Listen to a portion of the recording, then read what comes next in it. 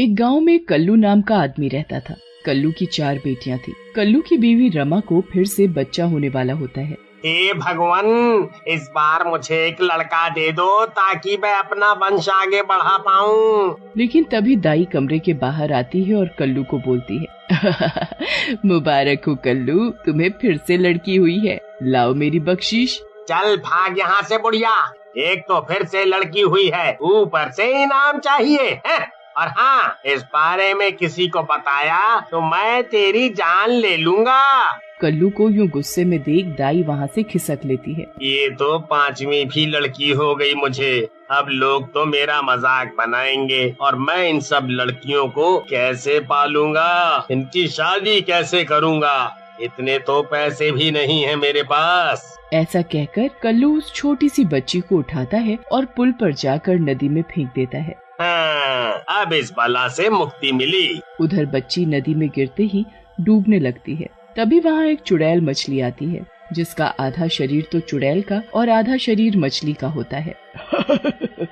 आज मजा आ जाएगा, इस बच्ची को खाकर बहुत दिनों बाद ऐसा स्वादिष्ट भोजन मिला है। ऐसा कहकर वो चुड़ैल मछली बच्ची को निगल जाती है और वहाँ से चली जाती है। अगले दिन एक मछुआरा जिसका नाम शंभू होता है, मछली पकड़ने के लिए नदी में जाता है। आज तो मौसम बहुत ही अच्छा है, आज खूब मछली पकड़ूंगा, फिर दुलारी को शाम को पैसा दूंगा, दुलारी खुश हो जाएगी। ऐसा सोचकर शंभू जाल लेकर नदी में चला जाता है और जाल को नदी में फेंक देता है। जाल में मछली चुड़ैल फंस जाती है। शंभू जैसे ही जाल को खींचता है, मछली चुड़ैल पानी से बाहर आ जाती है। किसने मुझे ऐसे पकड़ा? मैं उसकी जान ले लूंगी, छोड़ूंगी नहीं। अरे मर गया रे, ये क्या बला पकड़ ली मैंने, ये तो मुझे छोड़ेगी नहीं, मैं क्या करूं? ऐसा सोचकर शंभू एक लकड़ी के टुकड़े से चुड़ैल के सिर पर वार करता है। चुड़ैल बेहोश हो जाती है। उसके बाद शंभू भागकर अपनी पत्नी दुलारी के पास जाता है और उसे सारी बात बताता है। अरे नास मिटे, भाग क्यों आया? तुझे पता है कभी कभी इन जल परियों के पेट में खजाना भी मिल जाता है। चलो मैं तुम्हारे साथ चलती हूँ। फिर शंभू और दुलारी कुल्हाड़ी लेकर वापस से नदी के किनारे पहुँचते हैं। मछली चुड़ैल वहीं बेहोश पड़ी होती है। मेरा खजाना तो बेहोश पड़ा है, इससे पहले इसे होश आए हमें इसका पेट काटकर खजाना निकाल लेना चाहिए। अरे पागल औरत, मैं कह रहा हूँ जाने दे, कहीं हम किसी मुसीबत में न पड़ जाएं। तुमसे ज्यादा डरपोक आदमी तो मैंने कहीं नहीं देखा है, तुमसे ना हो पाएगा, लाओ कुल्हाड़ी दो मुझे। ऐसा कहकर दुलारी मछली चुड़ैल के पेट पर वार करती है। चुड़ैल 2 भागों में बंट जाती है और अंदर से एक रोती हुई लड़की निकलती है। मनहूस औरत, तुझे मना किया था ना, अब भुगत भुगत इसे, मुझे तो ये इसी चुड़ैल की बच्ची लग रही है। पता नहीं कौन सी मनहूस घड़ी में मैंने तुमसे शादी की, इतना डरपोक आदमी। अरे दिख नहीं रहा कितनी प्यारी बच्ची है, वो भी इंसानों की। चलो हटो सामने से। ऐसा कहकर दुलारी बच्ची को उठा लेती है। बच्ची को उठाते ही दुलारी की ममता जाग जाती है और वो उसे अपने घर ले जाती है। लेकिन शंभू मन ही मन घबरा रहा होता है। ये ना समझ औरत अपनी जिद के आगे किसी की नहीं चलने देती, और कुछ बोलो तो लड़ने लगती है। मुझे किसी से इस बारे में बात करनी होगी। उधर चुड़ैल को होश आता है। वो मछली के शरीर से आजाद होकर बहुत खुश हो जाती है। मजा आ गया, उस साधु के श्राप के कारण मुझे इस मछली के शरीर में रहना पड़ रहा था, लेकिन उन इंसानों की इतनी मजाल, चुड़ैल पर हमला किया, इन्हें तो मैं नहीं छोड़ूंगी। इधर दुलारी उस बच्ची को अपनी बेटी की तरह पालने लगती है। शंभू और दुलारी लड़की का नाम परी रखते हैं। परी भी धीरे धीरे बड़ी होने लगती है। एक दिन परी खेल रही होती है, तभी वहाँ साधु आता है और परी को देखता है। अरे वाह, कितनी प्यारी बच्ची है, इसके मुंह पर कितना तेज है, ये तो कोई चमत्कारी लड़की लगती है, इसकी माँ कहाँ है? साधु परी के पास जाता है और उसे गोद में उठा लेता है, लेकिन तभी वहाँ दुलारी आ जाती है और परी को साधु की गोद से ले लेती है। मैं इस बच्ची की माँ हूँ साधु महाराज, बोलो बोलो आपको क्या बोलना है? तू इस बच्ची की माँ कैसे हो सकती है? इस बच्ची का तेज बता रहा है ये किसी और की बच्ची है, तेरे बोलने से कैसे मान लूं? मेरी आंखें कभी धोखा नहीं खा सकती। बाबा, अब आपकी आंखें धोखा नहीं खा सकती तो मैं क्या करूं? ये मेरी बच्ची है। ऐसा कहकर दुलारी वहाँ से चली जाती है। साधु वहाँ से जाने लगता है।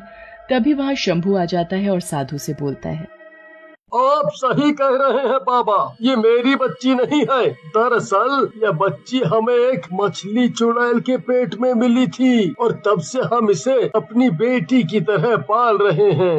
ओह बेटा, तब तो इस बच्ची की जान खतरे में है। वो चुड़ैल इसको ढूंढ रही है और मिलते ही इसे और तुम दोनों को मार डालेगी। लेकिन ऐसा कैसे हो सकता है? उस चुड़ैल को तो हमने मार डाला था। बेटा, तुमने केवल मछली का शरीर मारा था। वो उस मछली के शरीर में कैद थी। तुम्हारे मारते ही वो आजाद हो गई, लेकिन अपने शिकार के निकल जाने की वजह से वो आज भी तुम दोनों को ढूंढ रही है। तो क्या हम मर जाएंगे बाबा? मुझे और मेरे परिवार को बचा लो। तुम तीनों ये तावीज अपने गले में पहन लो। जब तक ये तावीज तुम्हारे गले में है, वो चुड़ैल तुम्हारे परिवार को छू भी नहीं पाएगी। लेकिन ध्यान रखना, इन तावीजों को अपवित्र मत करना और इन्हें रोज गंगा जल से धोना। फिर शंभू वो ताबीज लेकर घर चला जाता है और दुलारी और परी दोनों को पहना देता है। उधर चुड़ैल शंभू को ढूंढते हुए गांव में आ जाती है और शंभू को देख लेती है। अच्छा, तो ये यहाँ छिपे हैं, आज मिल गए। इन तीनों को मैं जिंदा नहीं छोड़ूंगी। रात में जब शंभू, दुलारी और परी सो रहे होते हैं, चुड़ैल उनके कमरे में आती है और तीनों को मारने के लिए अपना हाथ बढ़ाती है, लेकिन तभी उसे एक बिजली का झटका लगता है। अरे मर गई रे! लगता है इन दुष्टों ने आसपास कोई जादू किया हुआ है, तभी मैं इनको छू भी नहीं पा रही। अभी तो मुझे चलना चाहिए, बाद में देखती हूँ इनको। कुछ दिनों तक तो कुछ नहीं होता और शंभू भी लापरवाह हो जाता है। वो ताबीज को गंगा जल से धोना भूल जाता है। उसी दिन चुड़ैल रात में उसके कमरे में आती है। आज मैं इस बच्ची को उठाकर देखती हूँ। चुड़ैल आगे हाथ बढ़ाकर परी को उठा लेती है। चुड़ैल के हाथों में जाते ही परी नींद से जाग जाती है और रोने लगती है।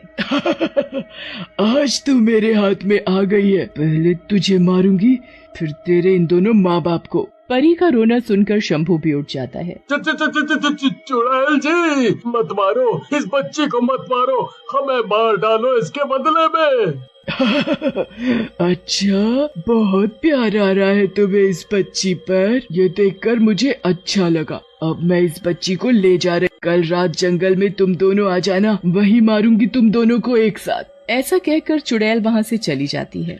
शंभू, मैंने आज तक तुमसे कुछ नहीं मांगा, बस मेरी बच्ची को वापस ला दो कैसे भी करके। तुम चिंता मत करो दुलारी, चाहे कुछ भी हो, मैं अपनी परी को वापस ले करके आऊंगा। फिर शंभू उन्हीं साधु बाबा के पास जाता है और उन्हें सारी बात बताता है। बेटा, मैंने तुम्हें पहले ही कहा था, वो तावीज गले से मत निकालना और उसे गंगा जल से धोना, लेकिन आप मेरी बात नहीं माने।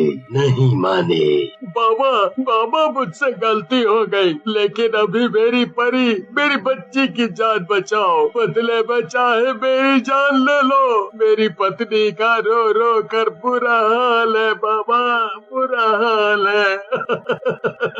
बेटा, तुम उसके सौतेले माँ बाप होते हुए भी कितना प्यार करते हो। उस चुड़ैल की मौत तो परी के हाथों ही लिखी है। जैसे ही वो चुड़ैल का गला दबाएगी, वो चुड़ैल मर जाएगी। बस तुम परी से इतना करवा लो।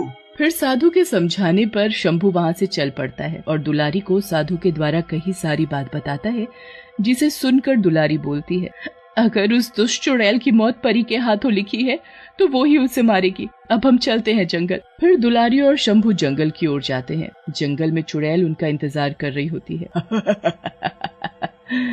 मुझे पता था तुम दोनों इस बच्ची के लिए आओगे। मैं तुम तीनों को मारकर खा जाऊंगी। मारना है तो पहले मुझे मार, फिर परी या मेरे पति को मारना। अगर तू पहले मरना चाहती है तो यही सही। ऐसा कहकर चुड़ैल दुलारी को पकड़ लेती है और गला दबाने लगती है। शंभू दुलारी को बचाने के लिए चुड़ैल को धक्का देता है। चुड़ैल गिर जाती है। परी भी चुड़ैल की तरफ भागती है। मेरी बच्ची, इसके ऊपर चढ़ जा और जैसे इसने तेरी माँ का गला दबाया तू भी दबा दे। दुलारी की बात सुनकर परी चुड़ैल का गला दबाने लगती है। ये बच्ची तो मुझे मार डालेगी, इसके हाथों में इतनी ताकत कैसे? इस बच्ची का जन्म ही तेरी जैसी चुड़ैलों को मारने के लिए हुआ है। फिर परी के गला दबाने से चुड़ैल मर जाती है और परी को लेकर शंभू और दुलारी घर चले जाते हैं। एक गांव में कल्लू नाम का आदमी रहता था। कल्लू की 4 बेटियां थी। कल्लू की बीवी रमा को